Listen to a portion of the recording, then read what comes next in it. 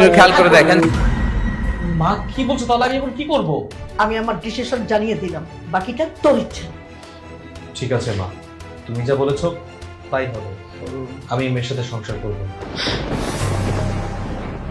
কি বলতেছো তুমি? মাত্র আমাদের বিয়ে হয়েছে, তোমার কি মাথা ঠিক আছে? মাথা আমার ঠিক আছে, মাথা ঠিক নেই তোমার। দুলা ভাই প্লিজ আপনি এই কাজটা করবেন না, আমার বোনকে ডিভোর্স দেবেন না। আন্টি এতক্ষণ যা আমরা ব্যবহার করেছি আমাদের মাফ করে দেন প্লিজ। দেখেন দুলা ভাই, আপনি যদি আমার বোনকে ডিভোর্স দিয়ে দেন তাহলে আমার বোনের ক্যারিয়ারে একটা দাগ পড়ে যাবে, আমাদের একটা মান সম্মান আছে। প্লিজ দুলা ভাই এই কাজটা করবেন না। চুপ, একদম চুপ। এতক্ষণ মান সম্মান কোথায় ছিল? এখন মান সম্মানের কথা ভাবছো? তোমার বন্ধু একটু আগে আমাকে অপমান করলো, আমি মুরব্বী বলে মানে নাই, সে আমাকে গলা ধাক্কা দিয়ে বের করে দিল।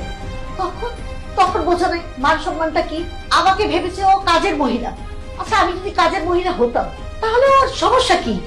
একজন মায়ের সমতুল্য মহিলাকে কি সম্মান করা যায় না? তাকে কি আদর করা যায় না? এই বেয়াদব মেয়ে আমাদের পরিবারের বউ হতে পারে না, কিছুতেই না। আসি, ওয়েট।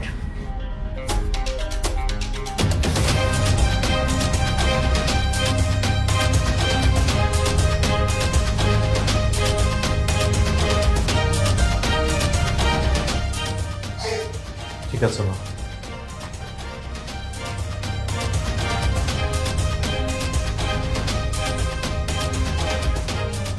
এই চেকে তোমার কাবিন নামার পুরো টাকা দেয়া আছে।